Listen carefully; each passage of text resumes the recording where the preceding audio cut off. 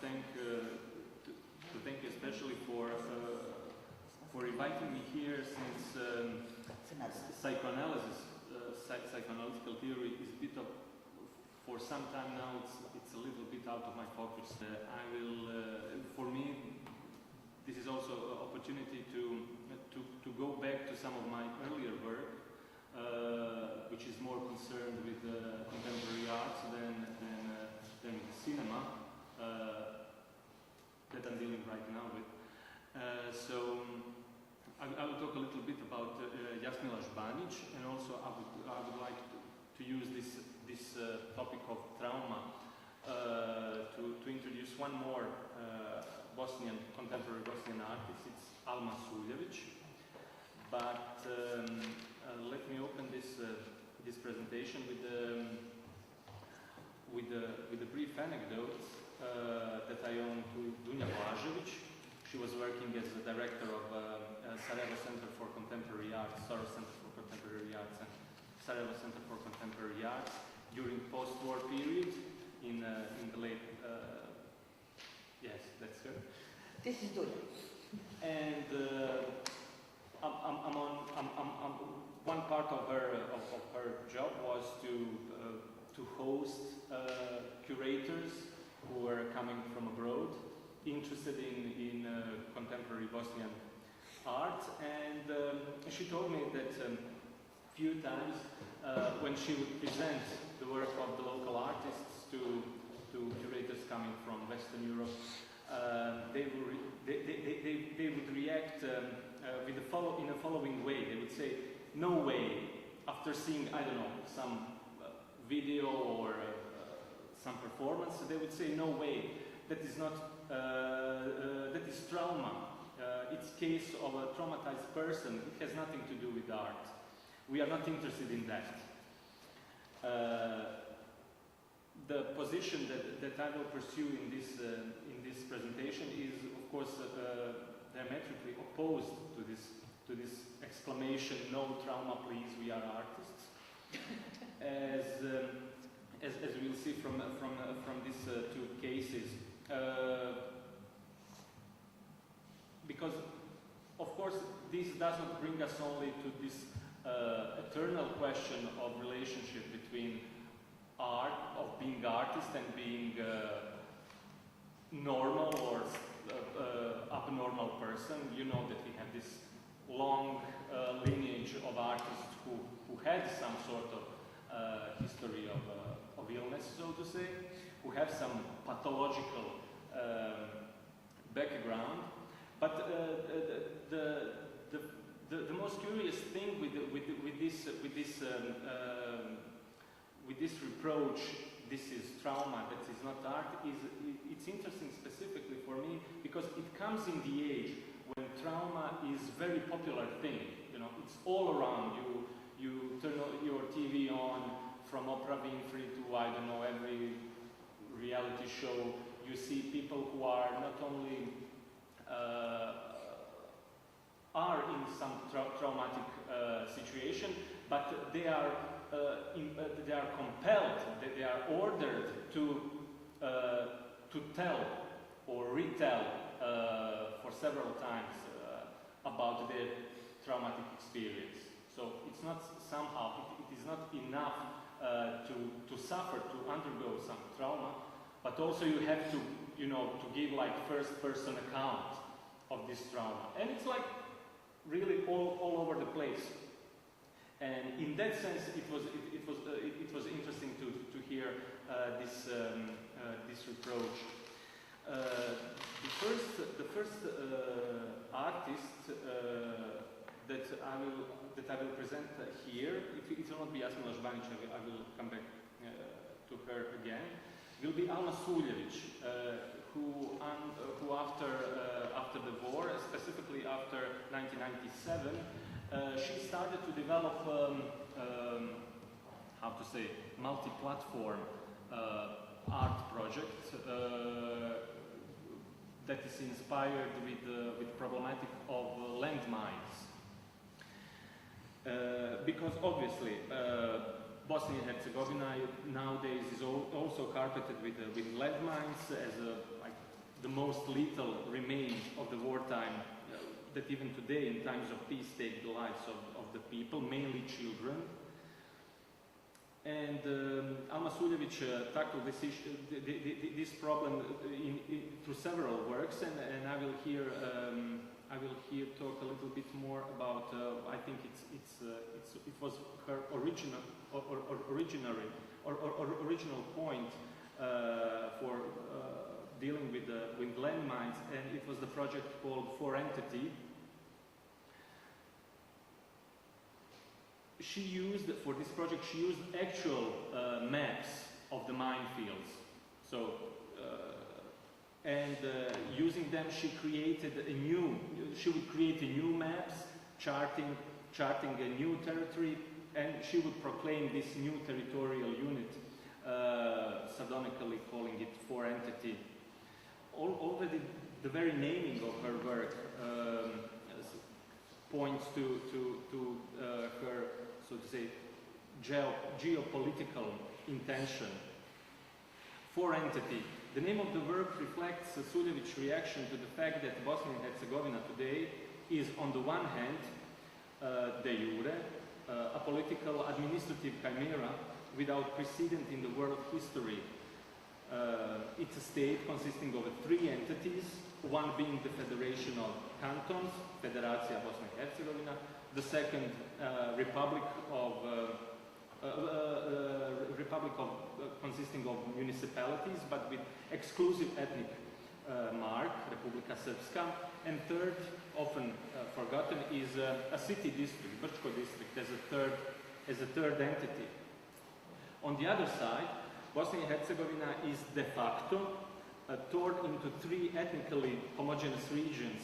Again, Republika Srpska is result of ethnic cleansing and genocide conducted by Bosnian Serbs political leadership. Federation itself is marked by a deep fissure between regions where Bosniaks and Croats dominate, and the nationalistic political leadership of Croats claims Croat entity, or so-called third entity, which in a way already exists effectively in some ways. So one possible, but I would say quite shallow interpretation or reaction to Alma Suljević's work could read like this. Well, we have three entities which are the obviously absurd result of a preposterous geopolitical operation, and by adding one more entity, this fourth entity, Suljević demonstrates that we can make up entities and pile them ad infinitum, with each new entity just stressing all the more the absurdity of the whole operation, of the whole system. As I said, I see this interpretation as with a flaw, and perhaps that can be summed with this proverbial witticism, po pogodi cilj, promašio sve ostalo, those who hit the target, miss the everything else. Yes, those who hit the point, so to say, miss everything else. So this everything else in this case, of course, would be that this very borderline, these very minefields that she charts in her maps, these remnants of the front line of the yesteryears. These fields, by rule, of course, coincide with the inter-entity borderline. In a way, the border between Federacija and Republika Srpska, it's bloated. So this borderline, existing political, administrative borderline, is bloated, and this bloated borderline actually overlaps with this minefields, and thus we could say that borderline between entities actually becomes an entity in itself, a unit that, although deprived of territory and rules, although virtual in a way, is nevertheless far more substantial than the entities that it separates. And for me, it is this shift from the landmines, from the issue of the landmines to issue of the borderline, which I read in this work, to this issue of land, that we should notice here, that the existing inter-entity borderline, not the landmines, is the most pressing and dangerous remnant of the war for the people of Bosnia. Because after all, this borderline was the precondition for having these landmines. It was not vice versa. Okay, after this quite long intro, I would like us to see Jasmila Žbanić film, which titled Red Rubber Boots, which in a way, it performs, as I see it, a sort of a shift between what is on the face and what is under this, or what's on the surface and what's underneath that. So let me try to.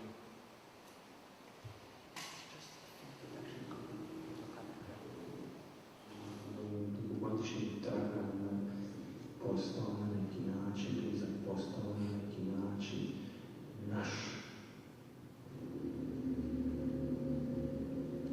Šta je sa mojom djecom, sa mojim mužem? On je nakon mjesec dana došao i rekao mi da su svi ubijeni, da se nalaze u 2 masovne grobnice, a nije rekao gdje.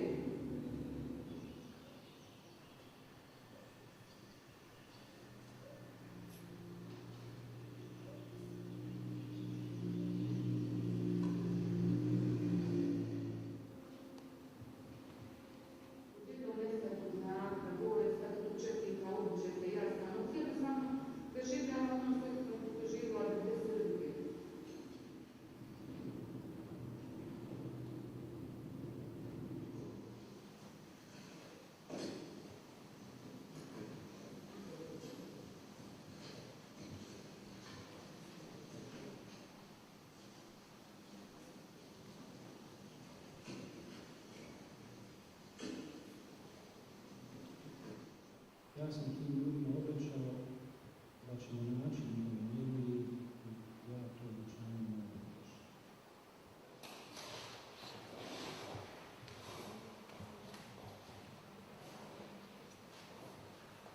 So I believe that anyone who is into psychoanalytical theory would recognize easily here some points that links this story to practice of psychoanalysis and history of psychoanalysis, starting of course from this fundamental metaphors of psychoanalysis itself, from starting with the Freud's visit to caves, and it happened actually in Slovenia, we could say in former Yugoslavia in a way, that gave Mladen Dolar pretext to claim that Yugoslavia is subconsciousness or unconscious of Europe or of the West. Also, the metaphor of descending into depth, into caves, into caverns, again as one of the long-standing metaphors for psychoanalytical practice.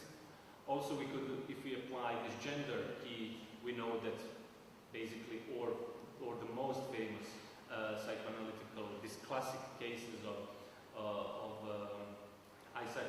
psychoanalysis are actually focused on female analysis, on female subjects, from Anna or Dora and similar.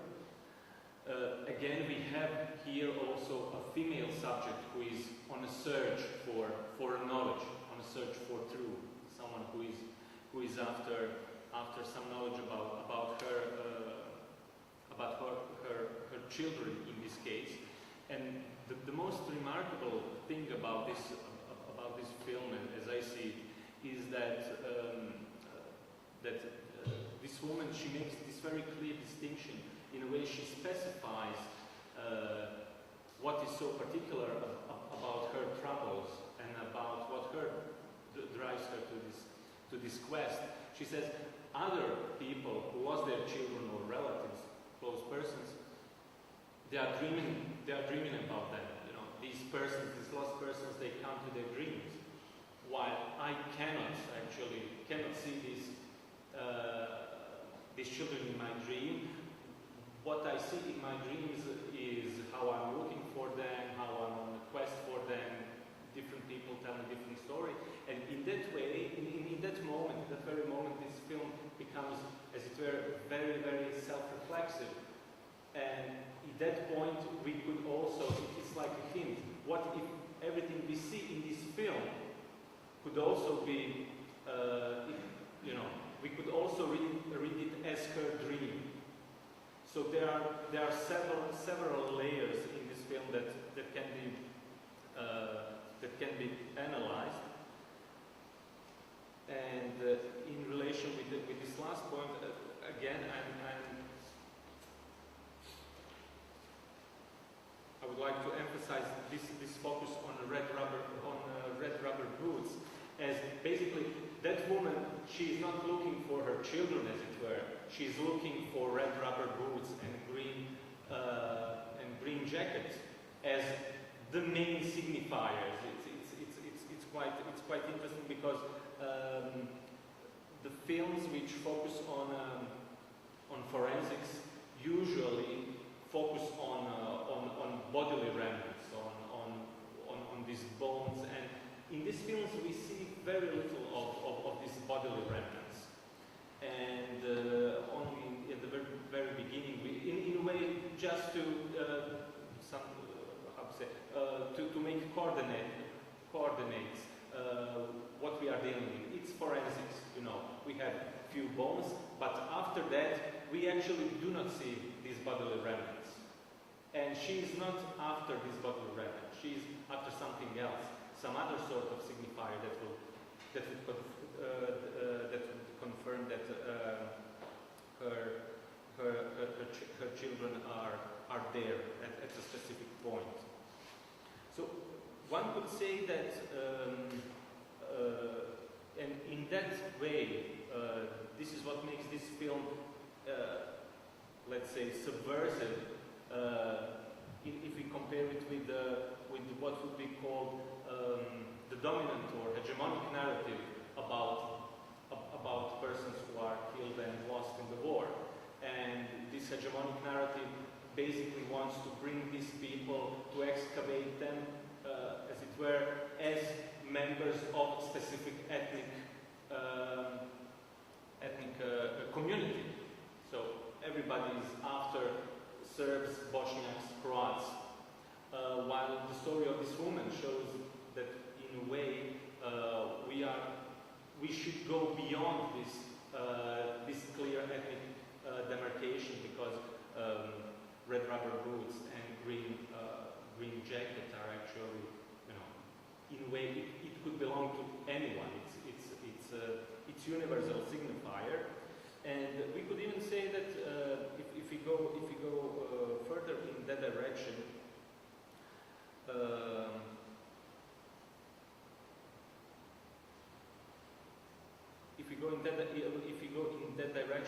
we could say that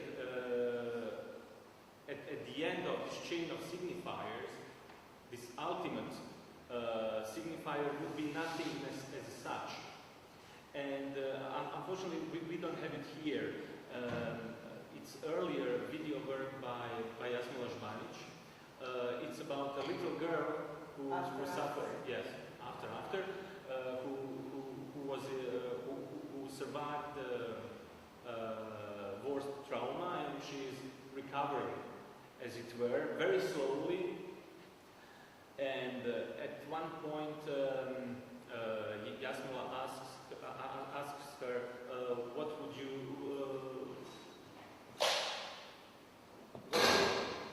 what is your ultimate desire? What is the object that you would like to have most?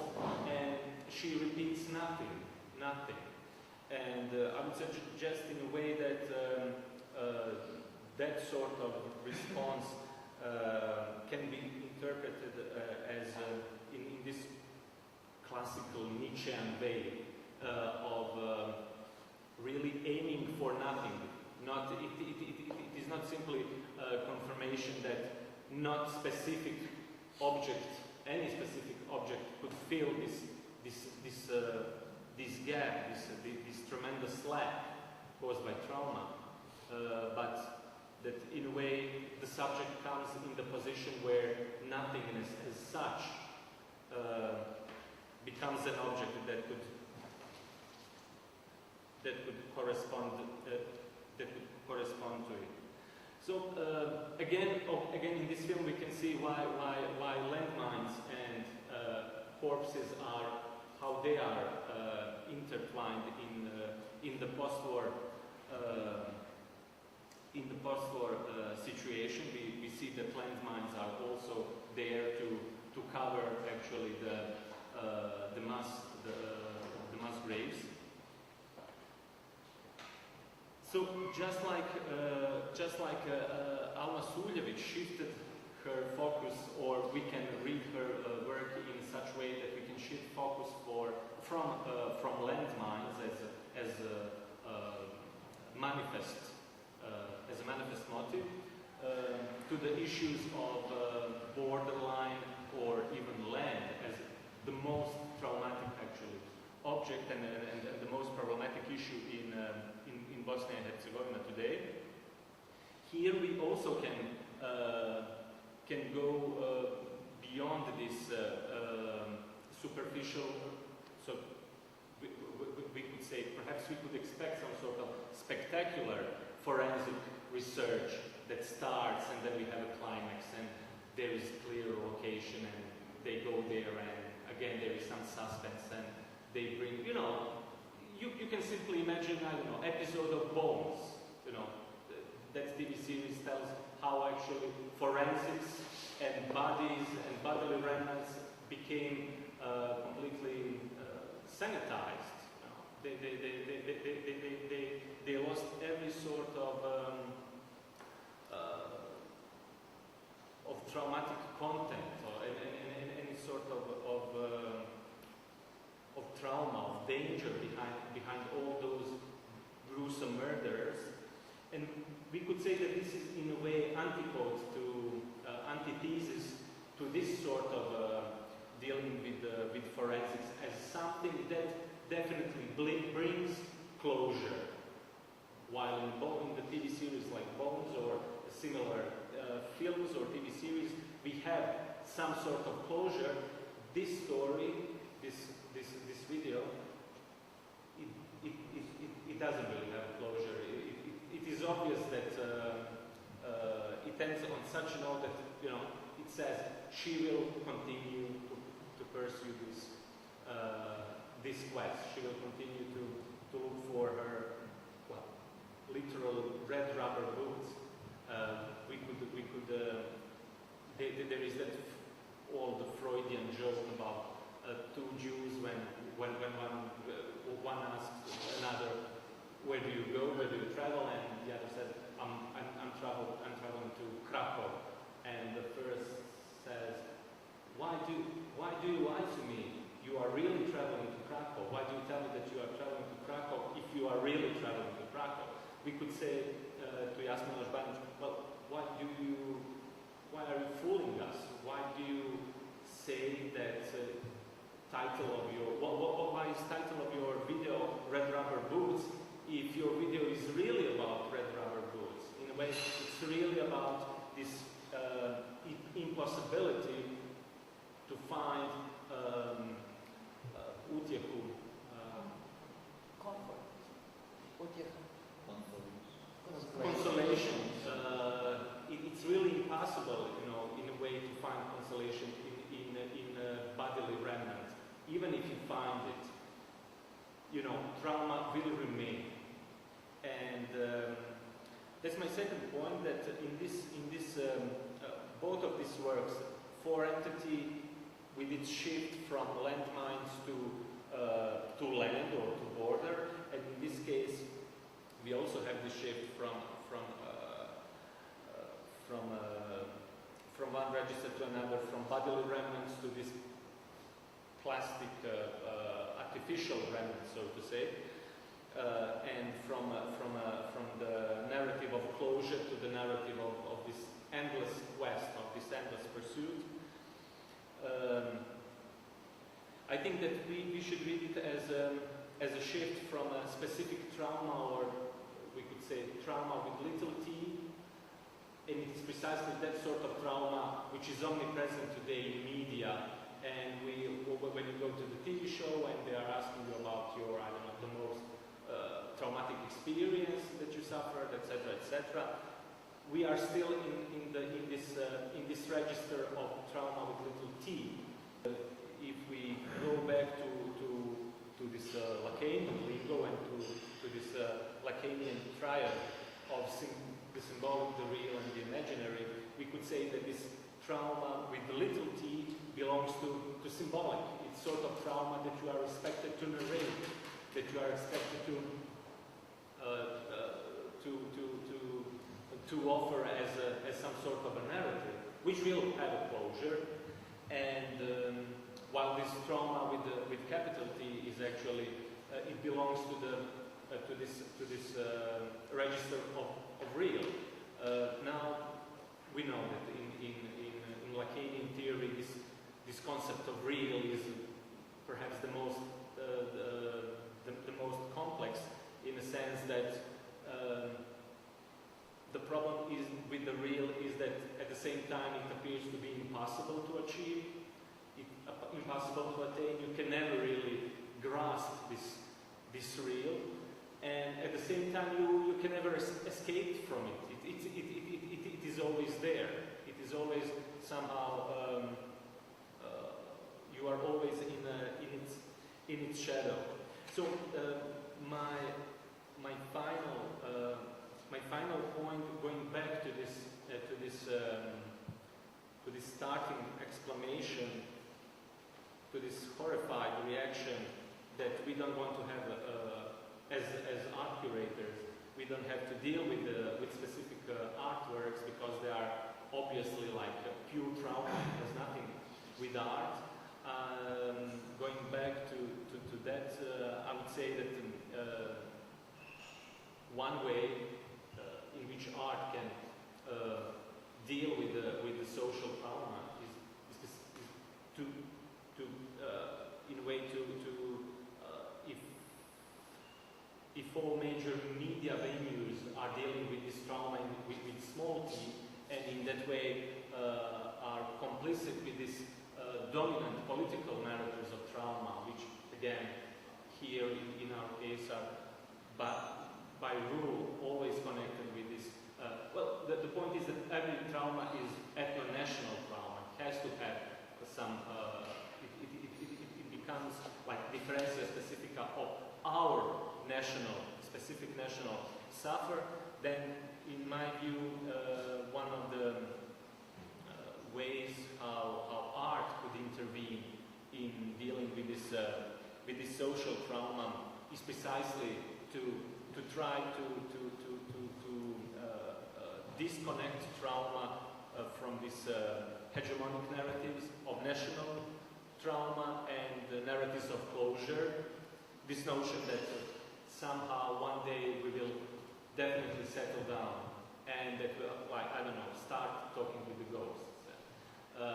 The purpose of art would be to keep trauma in this register of real, or to try to keep it connected with the real, trauma with the capital T, as something that will always linger about us. That perhaps this sounds a bit crude and pessimistic, but I'm for that trauma should remain there in some way, precisely so it could not, be reduced to this hegemonic political narratives.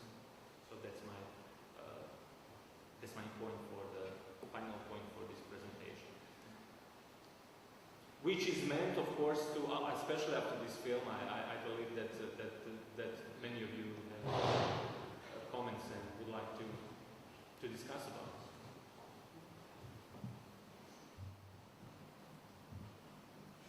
No, not yet. Ne, samo sam rekla da nama treba malo vremena da postavimo. Then I ask you the stupid comment. May I? Sorry. It's totally marginal. Before you think what you would ask. The fact, the boots and the jacket, as you say, they are signifiers for the body. But In this specific case, yeah. yeah. But let's say they are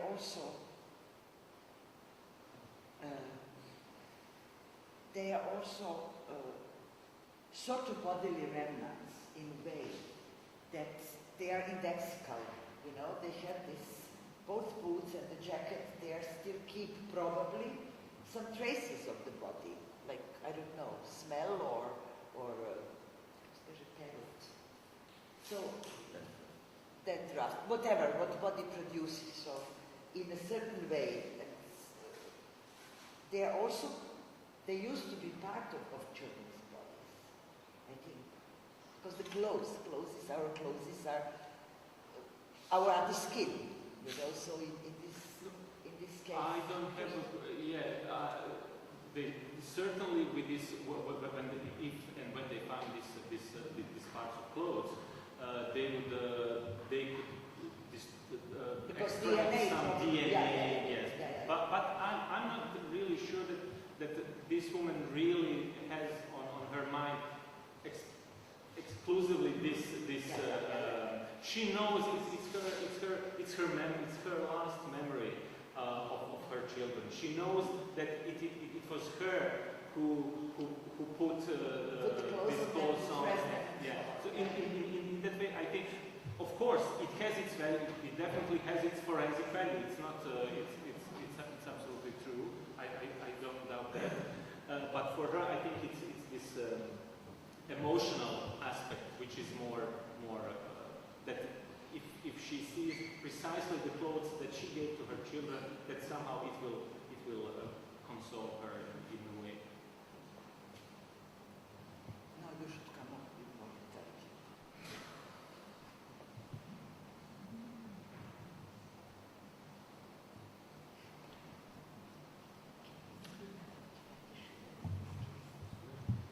I don't allow it. Can we speak about fetishism in this? In this concrete situation, I mean, she lost children, so I don't dare to ask. I was really struck by how there's absolutely no mention of the father. Oh. Their father? Oh, the father. He's completely left out of the movie.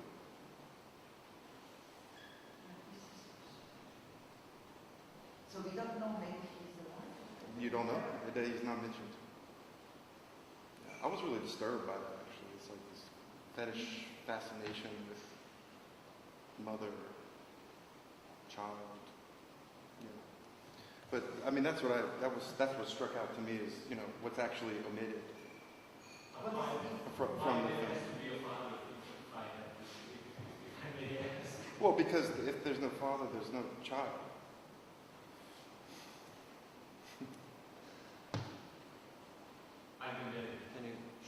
Well, I'm assuming she wasn't. No, without the man. Well, but I mean, but it's not mentioned at all. I mean, I was just struck by that. Maybe it was Jasmin's decision what she put in the film and what she left out. Yeah, because I I'm don't know. sure that she had lots more documentary material on it, and it's only 18 minutes in the end, but she had spent a lot of time. Jasna following her around and Jovanovich's mission to different sides. And also, I think that the focus. So it might not be who, you know, the question who leads what out and how and you know. Is it the protagonist or the director? Is this what you're trying to? don't know. I was struck by that. I mean, what's really interesting is that that the dominant search is search for the fathers, it's search for the men. I mean, and this is one of those cases in which children are looked for, in which children are trying to be located and then identified. I mean, it speaks of the early days of the knowledge of secondary and tertiary mass graves, of moving around the body remains, of hiding them, was still kind of an operational thing.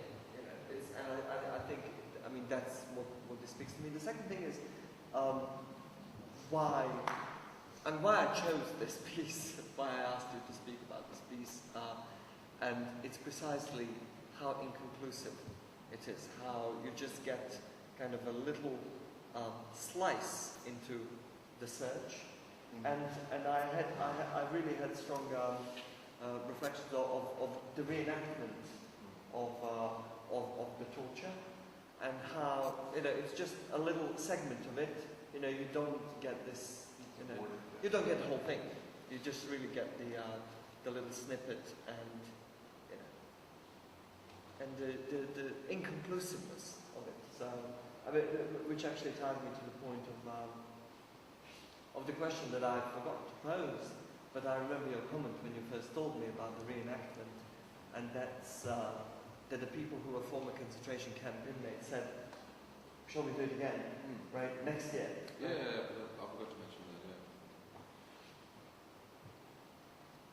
Yeah, the guy came and then saw me at his work.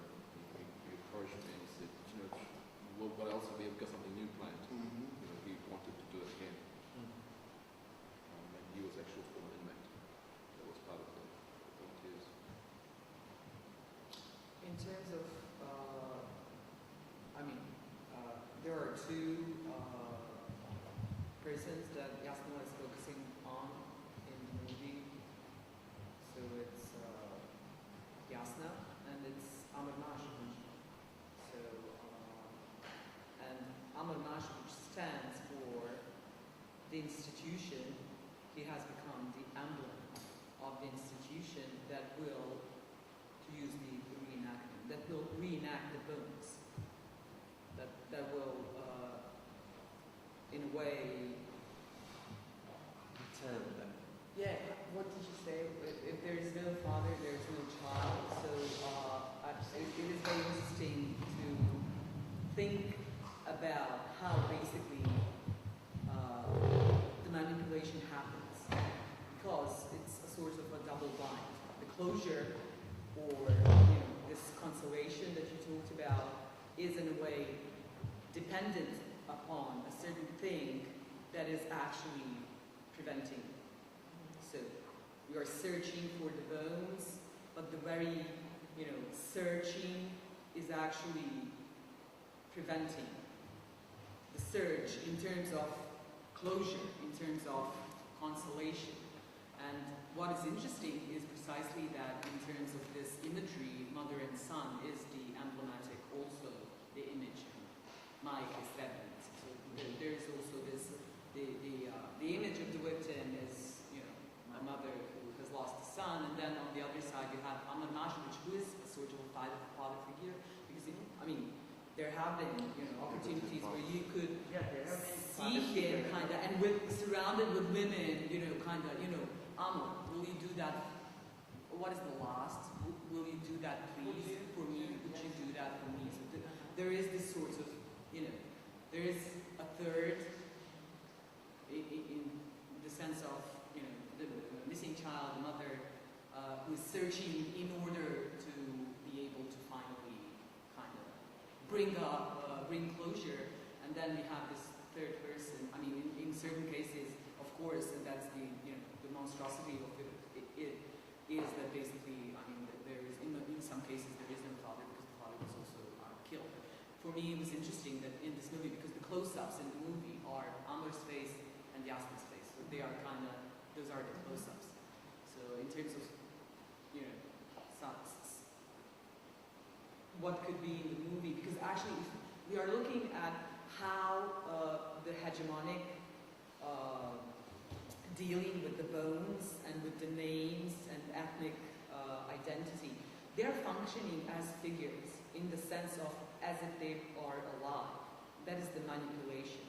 So basically there is sort of like, you know, manipulation with names, with figures, with numbers, within whatever the ethnic key is, but they are as if alive. You know, they are figuring in that sense of as if being alive in the general, basically, management of this morning. And I think it is interesting to think about how that very fact is actually preventing, in this double-blind way, preventing the actual closure. Because, and to use another term, content area, which would be contents area, if the grave is the contents area of the bones, and everybody's like, you know, that is the reason. We want to find the bones so we can have a place, of course, you know, a place you can go to, etc. But in this situation where actually precisely that wish of finding the bones, which is actually just searching for the bones, because it's endless. It lasts for, you know, years and years and years. So basically you are in this circle of searching, and not finding actually anything, and like, you know, expecting this sort of a closure. But what kind of closure? I mean, that is also the sense. But my question. What she also says at the beginning of it, you know, like just after she starts, she stops recounting her dream. She said, "I'm afraid what I will do if we find them. I'm afraid, I'm fearful." So, you know, so basically when she, for the first time when she talks about, you know, like fear after the nightmare, it's actually, you know, I think it describes this double point. It's the fear, you know, I'm afraid what will happen to me, I will collapse. And that's basically, you know, she knows that even if it's found, it's not closure, etc. So I'm afraid. Well, You know, I'm searching, but I'm afraid that I will find it. That's what she I've also heard says. people that are looking, searching, Also verbal. also there's part of them hoping, especially because this is early on, and I've heard of cases saying that the search itself, you know, becomes this kind of life. Yeah. But it also, there's always, until you find the remains, there's always that subconscious hope that they maybe have been either moved to Serbia, you know, like they held captive somewhere else. The death is abstract. It's not real until you actually put them down, and then grieving comes. So you're not grieving; it's postponing the grieving. Postponing the grieving, and you're still living. The search becomes the life. But for me, it's also the boots and you know, the fact that you don't have a lot of information mentions. Or what I said at Pedro is like the killed child doesn't have an ethnic prefix. It's ethnic prefix. It's you know, it's the innocence, loss of innocence. So we allowed ourselves, because of the geopolitics, because of the political games, to absolutely lose our humanity by murdering children, because it's this kind of moral no-no in all societies is, you know, killing children, and we've actually allowed to lose our moral compass all the way down that we would actually kill children for political goals. And it's a loss of innocence for me that's really also, you know, striking me. You know, Christ, she's looking for our children. Is the family name of the woman mentioned? Or just a personal name? Do you remember? It could be, but I cannot remember. I think it's important because... Okay. Yeah, Jasna Palic. I think it's Palic. Yeah. It's And the name of the guy is also with full name. The... Ahmad Nas. Yeah. What's that? So mean, I think there is something about, just occurred to me, there's something about the displacement of the search, as the search for the, you know, the green jacket and the red rubber boots in relation to the dream that's narrated. I mean, what we get the dream as the narration of is the narration of reality. The reality of, as she says, you know, in the dream, it is so real as it happened in '92. And, I mean, it's really an interesting connection, how then, you know, what is the connection of this kind of investment into the red rubber boots in relation to the reality of the, you know, Četnici dolaze bježe, you know, as it happened in reality. So, I mean, there is something in there, I think, what I would call the displacement that takes place, which is probably what could be linked with, you know, what your first thing was about fetishism. You know, what is this? Yeah. And Bojana's actually questioned, because it's really interesting, Bojana, that if you could tell us about, you know, maybe what triggered you to pose the question about the fetish, and if you could say more about that. No, I mean, because, you know, I'm not in a theory of fetishism in any way, but focusing, because it is replaced. I mean, you can explain this. Because banally put, these boots and the jackets stand for children. Is it so? Well, it's almost like it preemptively puts her in this position of having a fetishized relationship to her children. Mm-hmm. Something like that. Well, in relationship to the memory of the, the way she last saw them. Yeah, she can't even see them in her dreams. Yeah, that was my point. Actually, that is like the local. You know, that's the living people cannot go to a dream and talk to you. In our culture, that is my I know that something like that. Just only that people can come to you and speak to you. Then for her could be a sign they are still alive, and she cannot visualize that how they look, and only thing is that boots and that jacket. She can visualize that. She know how they look, but she don't know how kids look, or yeah, but there were photos in the film, you remember? That is different. In your way, you look photo, and when you can close your eyes and visualize something.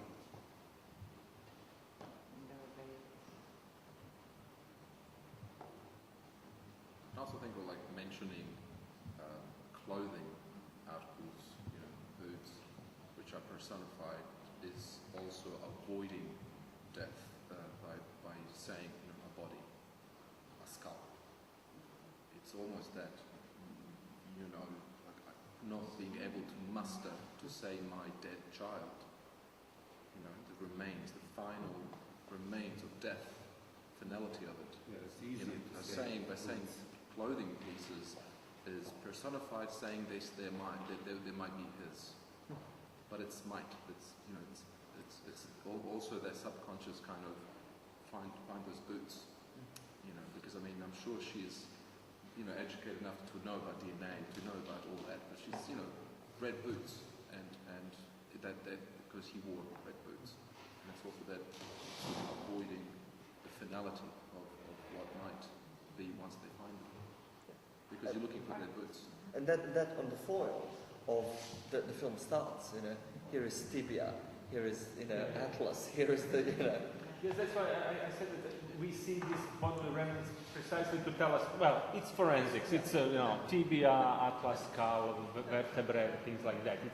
It starts with very, with these technical terms. It's almost like, so,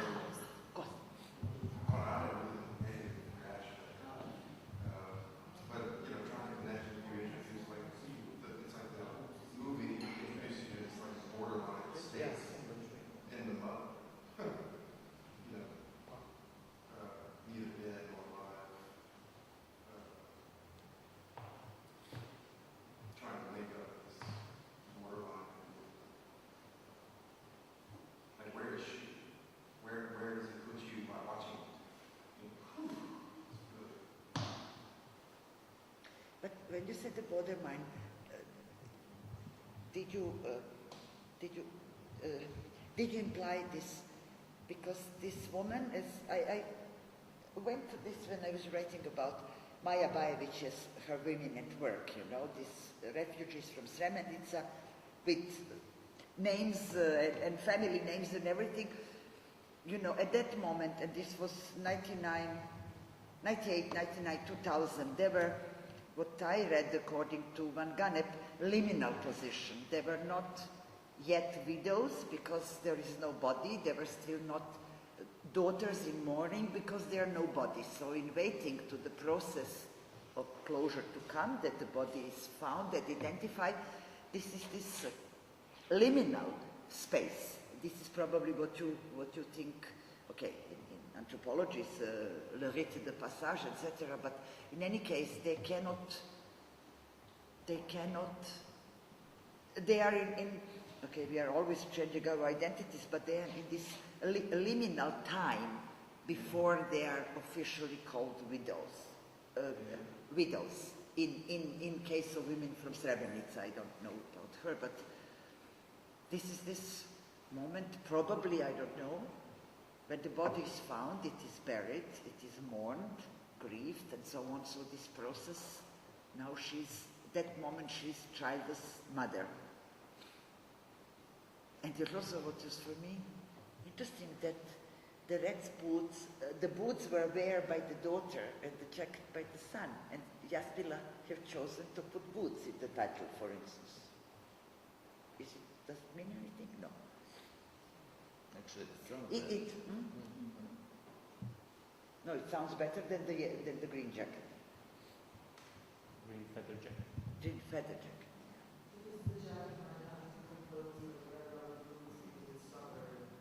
Yeah. It's a certain song.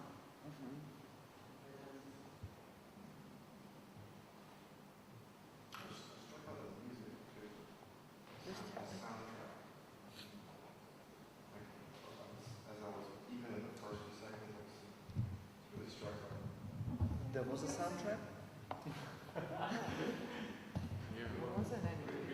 Well, there wasn't music, but there's some audio stuff going on, right? I mean, you weren't just hearing trucks or...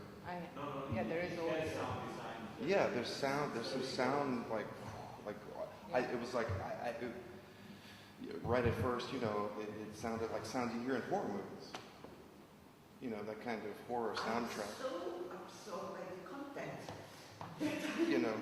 I missed the sound. Yeah, that's what I was struck the by. sound You is know. there, but it's not music.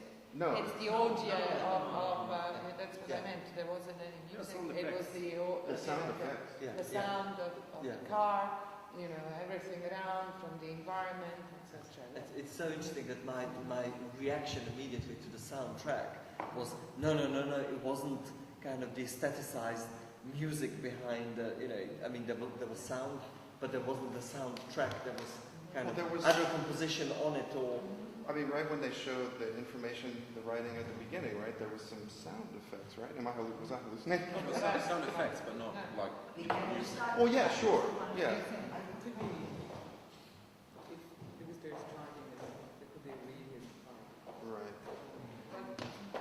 No, they use this standard sounds, but they definitely pumped it up a little bit and distorted it at some points. Yeah. That really disturbed me. I mean, I felt like I was watching this horror movie. You know, it is kind of, you know, looking for bones. Well, yeah, but I mean, I'm surprised by my own reaction to that. That's that like, you know, role play, real play thing. You know.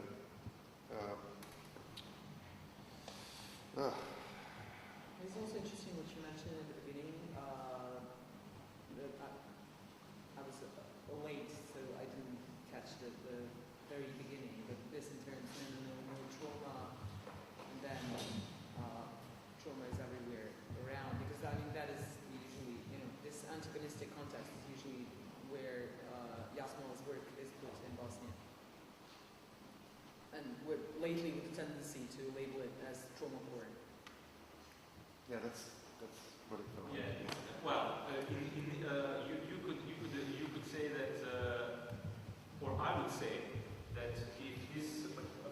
first of like one background information. The Blockada, Jasmila was invited by this a commission for lost persons, missing persons, to make documentary about their like ordinary work. And you could, she had no restrictions, no limitations. She could do whatever she wanted. And since Amor Mašović was already, as you said, father figure, someone would say poster boy of our forensics, post for forensics, somehow it was like the most obvious was like to focus on him and how he goes from one site to another, and why not show how some excavations are successful and there are some DNA analysis or whatever, that there are some cases closed efficiently. Why not? But while going and making this material, at one point she met this woman and she decided to make this film about her.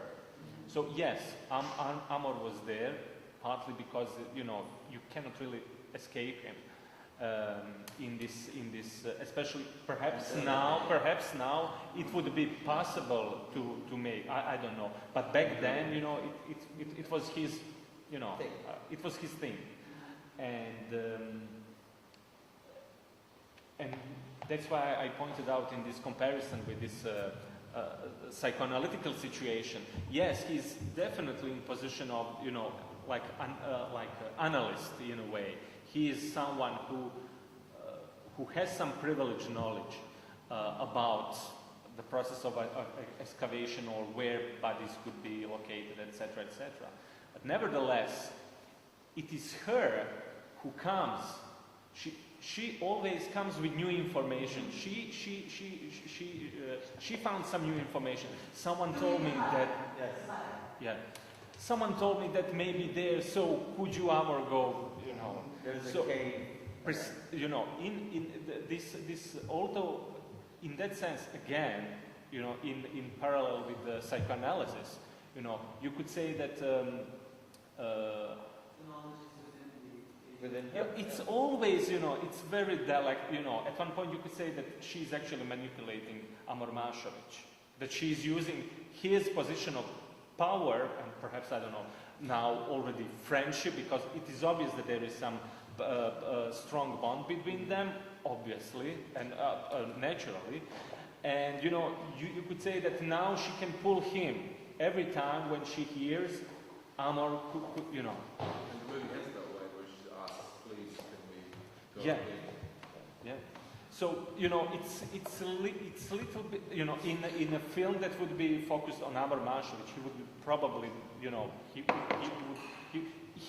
here also he has definitely integrity, but she also is more active than she would be in a film that would focus on him more prominently. I get this impression. With regard to pornoification, now we have already this genre. It's relatively new. It came after this film, in Hollywood and Bay production. We have this torture porn, and with every sort of porn connected with that. And to have a porn, you really have to be explicit. That's the point of the porn. We see everything, and we know it's fake in a way. And here, I would say it's precisely the opposite. We do not see everything apart from this. We do not see bones. There are no these heavy focuses on bones, these bodily remnants. They are all, and even camera doesn't go down there. In some I don't know, forensic porn, camera would definitely go down in the cave, and what is down there. And here, we are waiting, and there is this guy saying, I see nothing, or I see minds. There are body parts. There are you know. So in that sense, I would say that here it is not too obvious, and yet it is not a fake. While in case of porn, any sort of porn, we see everything, but we know it's a fake. So I would say that this is an antithesis of pornification of.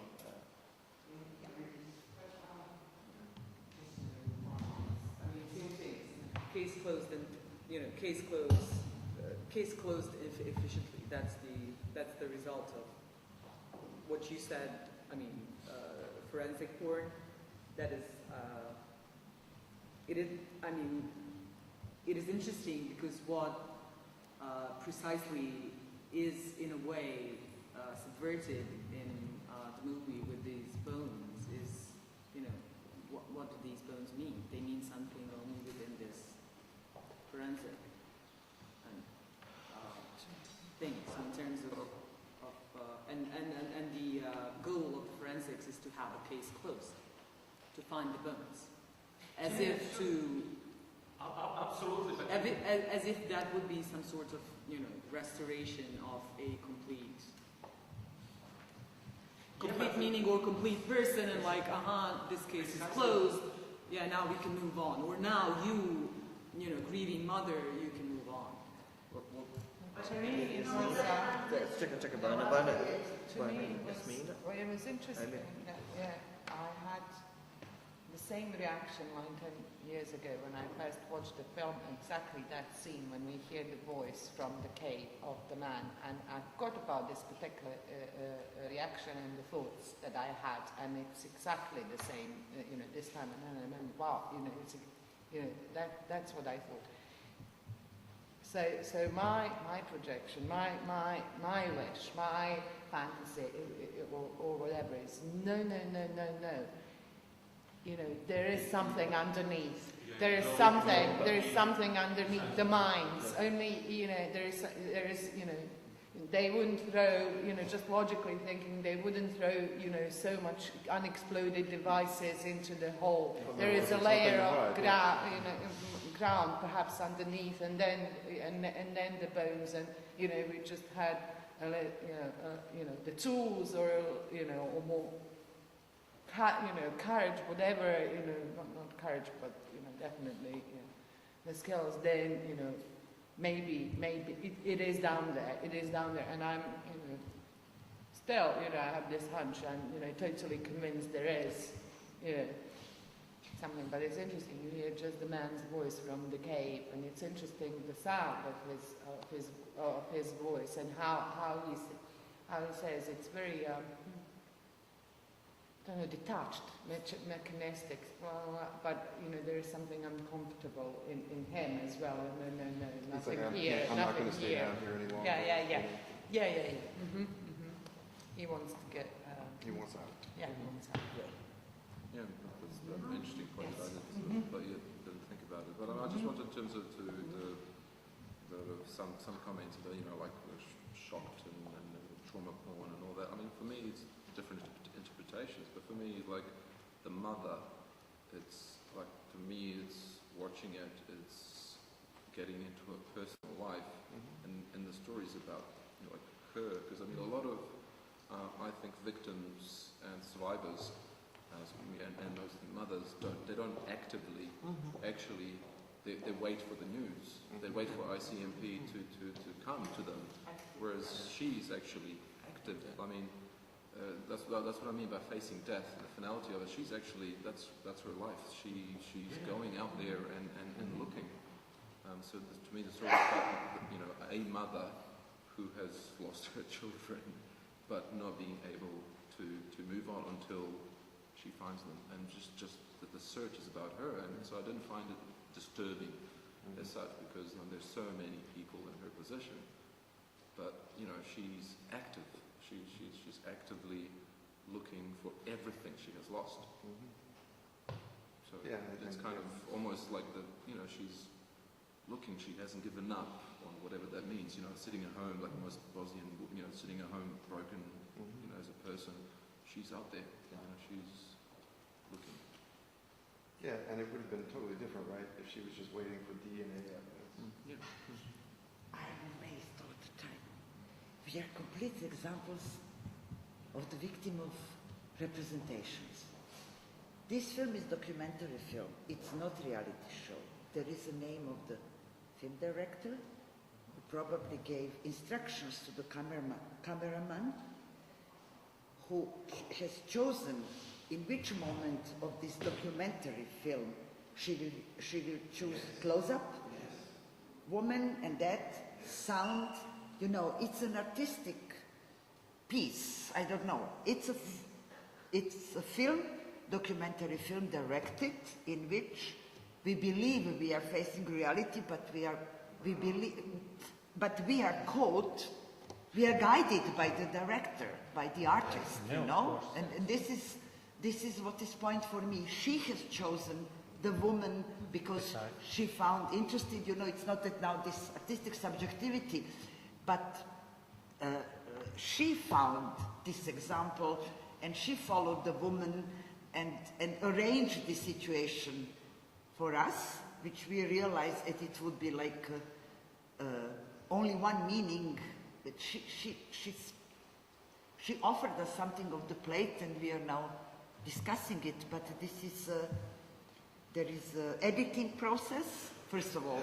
Probably the name of woman's husband or father of the children stayed in the montage, you know? Maybe it was Jasmila's decision not to introduce this because there is enough masculinity around the searching woman anyway, you know? So it's an artist who has chosen to draw out our attention to this. Yeah, so this is, I mean, but this week somehow we discussed this as if it would be reality. It is reality, but it is edited reality, so to say, you know? So we have to pay a tribute to the artist, I think. Then, I mean, precisely because of that, I mean, she could have just, it could have been a documentary of some sort, like with a minimal, let's say, influence, but perhaps then the question is, I mean, if, because you have all of this, you know, management around the film, and then the content of the film is mourning, grieving, searching for the bones, call it whatever. So perhaps, I mean, it would be also interesting to think about it in terms of how the very process that is, you know, realistic or presented to us as a reality, how it is managed and in which ways. You know. Yeah, I mean, or then to push this further, I mean, you know, what kind of genre is this? You know, could you call this a documentary film? You know, it's really, I mean, that poses a problem. Well, that's the borderline, right?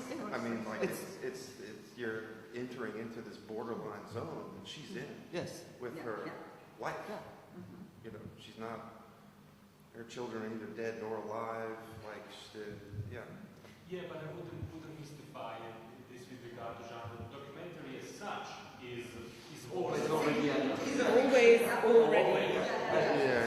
is always, you know, so many layers of fiction or, you know, intervention. You know, it's not simply slice of life. It's the work of camera and for instance editing. You know, this is I mean, professional procedures. You know that you. There is a huge discussion about the documentary because half of the artists dealing with this, what I call social realism, are documentaries, you know, so there are also questions, what is this documentarism in contemporary art? Why it's so in, you know, and so on. So this is also, I mean, to be questioned. But there are some really artistic, how can I say, professional decision that Jasmila had.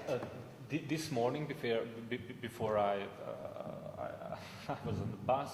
No, actually, I was on the bus. I was at Montana, and I noticed Sight and Sound made the new list of the best documentaries like ever. And on this list you can find the Triumph of Will by Leni von Riefenstahl. So, among other things, of course, I could name 10 other films which combine like real reality and some sort of, and of course on the top of the list is Zigaverto and kaverai. Čovjek s kamerom. Kinoj. Kinoj. I think another question in terms of all the effects of the movie. I mean, that the spectator feels. It also is important to think that it is an object of, let's say, an object of some sort of consumption. So how do we basically consume this movie? I mean, it also is interesting to think about it. Well, and what does the movie do for the spectator? Yeah, I mean, we've been talking about jokes, like what kind of identifications they mobilize. Yeah. You know, I mean, I think it's fair to ask that here. Because if it all ends in solidarity with the victim, I'm really feeling for this mother who is in search for her lost children. What does that mean? But what does that mean? I mean, that means something for the spectator. What does that mean generally? How can you feel for someone who has lost their children? What made me kind of laugh towards the end is, and you brought that to attention, is this kind of pure desire of hers, and how she brings the information to Amo. And then there is that moment when she says, "I know the man who knows of the cave," and then he immediately says, "Well, I'll call him." It's just, I mean, it's wonderful. There is that, and that's it. He's kind of captured immediately in that, and mobilized by her to continue this. In the consumption logic, I don't know what's the term. Like there has to be like an equal ratio of the demand, and there's an economic. It's an economic term. Like demand and supply. Demand and supply. Yeah. So basically now how everything has shifted to the production of the demand. So actually you are made in the consumer capitalism. You are produced into demanding something. So of course there is a product that will satisfy your demand. And I was thinking of the question, how do we consume in that particular way? And what is the produced demand that we are finding this product to supply? Is there such a thing? I mean, particularly in terms of how everything is managed under this, hegemonic identity, key structure, who is responsible, who are the victims, etc. They are always, within the certain ethnic identity. No, the film was definitely now. It would be interesting actually to explore it. I would not be surprised that Deblokada perhaps made more generic work with this, along with this, and that they gave it to this commission as their promotional material. I wouldn't be surprised. Why not? Because people commissioned basically promotional video for them. In that sense, commission thought that there is some sort of demand, or that they have to create, in a way, this demand by themselves, by promoting themselves. While this documentary, I think that it ended on this festival circuit, or I'm not really sure that the commission expected, that in 2014 a group of artists and psychoanalyticians would discuss this film on a seminar like this. Yeah. So I'm just interested in how. And it relates to this, extension of searching. So it's like endless. You do not know if it will happen. Cultivating an impossibility. All the mothers of Srebrenica will die, and some of them will never find. That's, I don't know, a possibility. So, yes. So basically, how within the system, this thing of being the victim as a product, how it is being, produced actually, or enhanced, and for what purposes. That was I was going in that in that Oh direction. no, we can discuss that sometime, you know. With the caveat actually that you couldn't make a film like this today because it's just because It'd be too taboo. No, not about that. Just technically, you just wouldn't be It's able. early film. What does it mean for you? It's early. Like looking for their loved ones in as part of the team. I mean, you don't have this. I mean, you just have a very sanitized process. Now you give blood, you go back home, and you wait until you're called, right? Whether, whatever is found is there. I mean, but this is still very, like... Intimate. It is very intimate. It is very, there is an element of it's almost like a guerrilla action. It's like you are you're just like doing this, trying to find, it's a suspense there. I mean, there are S4 soldiers guarding you, the Serb army might still be there. I mean, they're like coming, shooting at you and like, or whatever. It's a very precarious way of dealing with it. So you're kind of in and out, like clean it, we weren't here, let's move. It's... And this is much earlier than the whole commemoration process, like mass funeral started, because the first one in Srebrenica happened in 2003. So, where you actually get the whole narrative ready now inside the ethnic Yeah, and it's or all this religious closure, graves, this like false closure. etc. So this is, and the memorial, Remember the scene. Srebrenica Potočari. Yeah, there is a scene even an of idea, the initial, for like of instance. the wooden kind of grave marks. Yeah. There are two things. The camera work is kind of very jittery when it just goes around and and there is a breakage. And plus, there is an NN. You don't bury NN any longer. You're just kind of waiting for the identification. You're waiting for the match. That's the whole point. Yeah, that's what's so interesting, that you had burials of the unknowns. That's what's kind of stunning from this perspective, coming to it. And going back to the sound, and what I noticed, for instance, that the sound is at certain moments amplified when you have these disjointed images. Yes. But it's interesting to me, at least what I noticed, is how it's hushed into almost silence when you have a close-up of the face, of her face. Well, and there was the photos of the children, and it was silent. Yeah. So, and with the close-ups. So, of course, it goes to say that the sound can be more traumatizing. Well, the sound makes the film. Imagine how different films would be if you took their soundtracks out. It wouldn't work. How would it wouldn't Hitchcock work. The sound? Something else, but it also reminds me of the discussions we had when we were making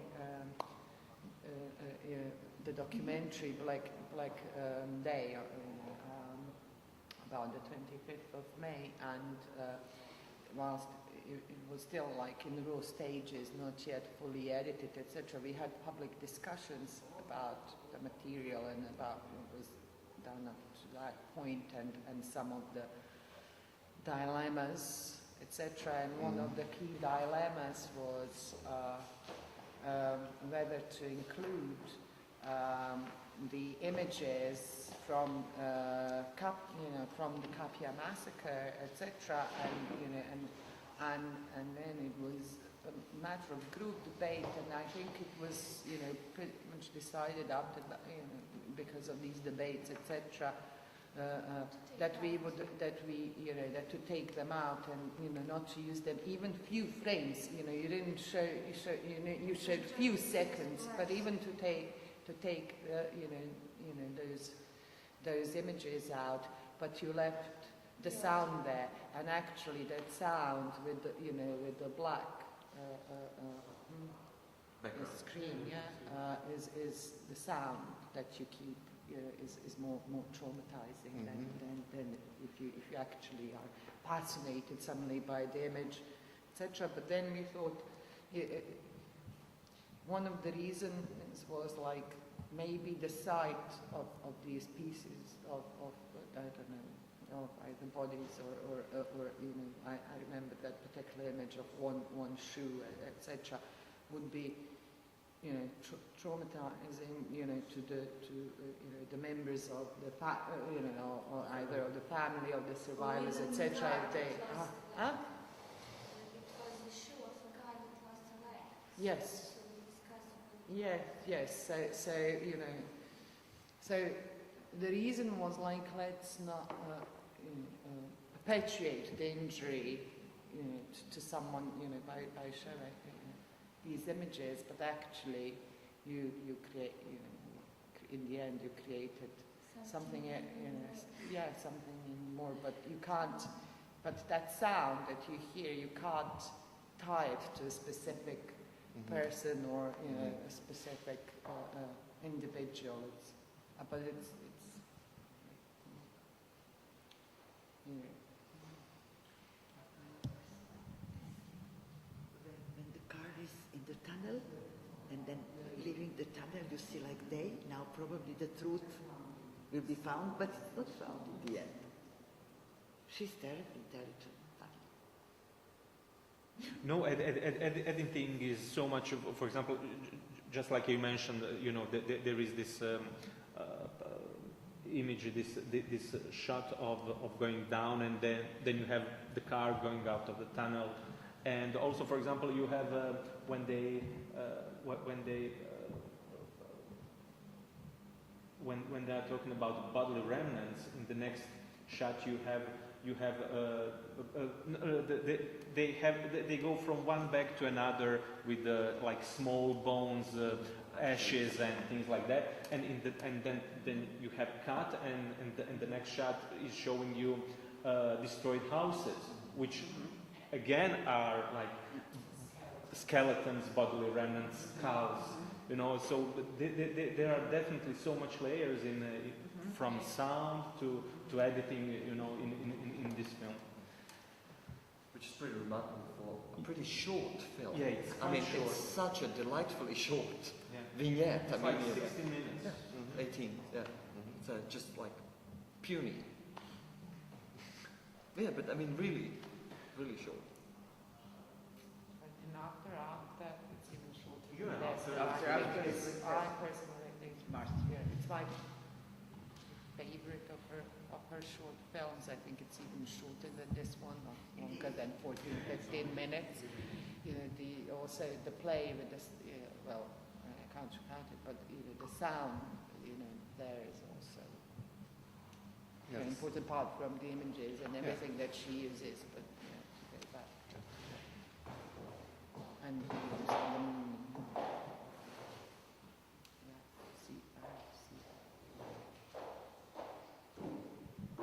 I think if I'm not wrong, you said, I mean, you don't know whether you are in her dream in this film, whether this film is kind of like, you know, an extension of the dream. So I believe, I read it that way, you know, it is there with a purpose. This, just like, I don't know, a reference to a father is not there, but reference, you know, this specific line about the dream. And the full dream narrated, yeah.